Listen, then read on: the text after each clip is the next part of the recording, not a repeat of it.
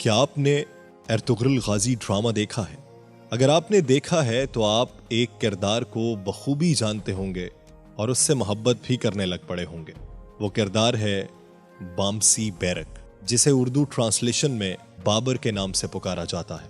आप देख रहे हैं नुक्ता, जिसके साथ मैं हूं यासिर रशीद चौधरी।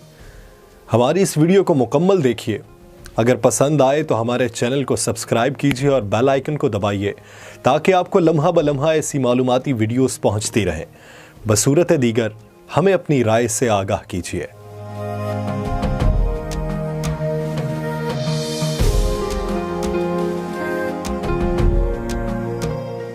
नाज़रीन, अर्तुगरुल गाजी की जिंदगी पर बनाए जाने वाले ड्रामा सीरियल देरीलियस अर्तुगरुल और कोरलुस उस्मान में एक किरदार ने सबके दिल जीते।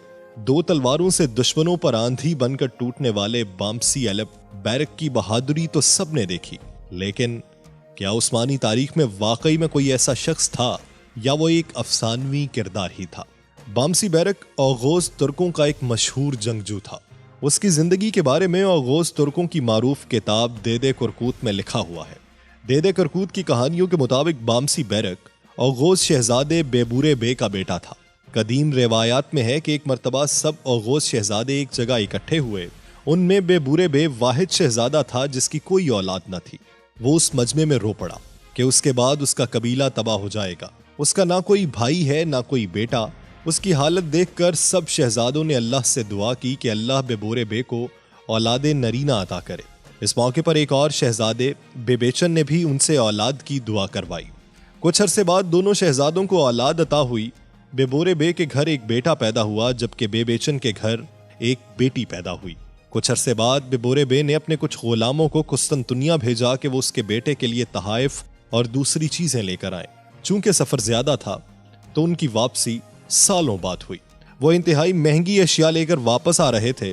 अर्ज़रोम में अपने कबाइल से थोड़ी दूर एवनेक के कले से उनके काफले पर हमला हो गया, लेकिन वहां एक नौजवान ने दोनों हाथों से तलवारों के साथ लड़ते उन सब डाकुओं को मारा और उन काफले वालों को बचा लिया।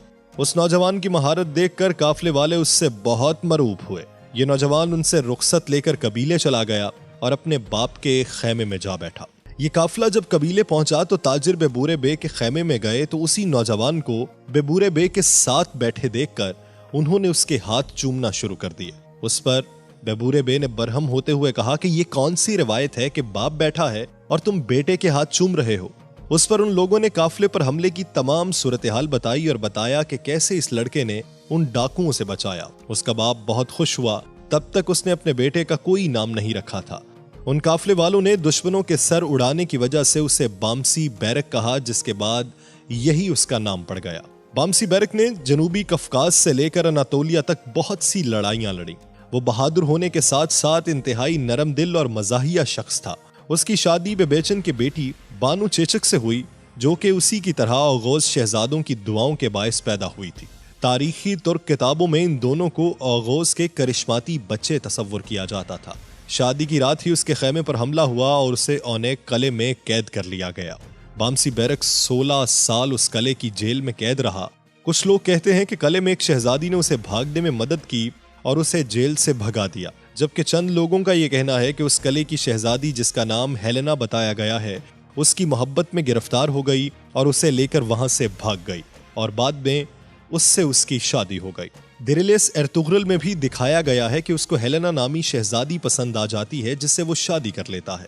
यहाँ ये बात भी बताना जरूरी है कि हकीकी जिंदगी में बामसी बैरक अर्तुगरुल गाजी या उस्मान गाजी से कभी नहीं मिला, बल्कि उनसे बहुत पहले के दौर में गुजरा है। ड्रामा सीरियल देरीलियस अर्तुगरुल में उसका किरदार इसलिए दिखाया गया है ताकि अजीम तुर्क बहादुर को खिराज अकीदत पेश किया जा सके। बामसी बैरक की कब्र अनातोलिया के करीब वाक़ है। देरीलियस अर्तुगरुल में मकबूलियत के बाद लोग उसकी कब्र पर जाना शुरू हो गए थे, जिसके बाद हुकूमत ने अब उसकी कब्र के साथ एक मज़ार नुमा इमारत बना दी है।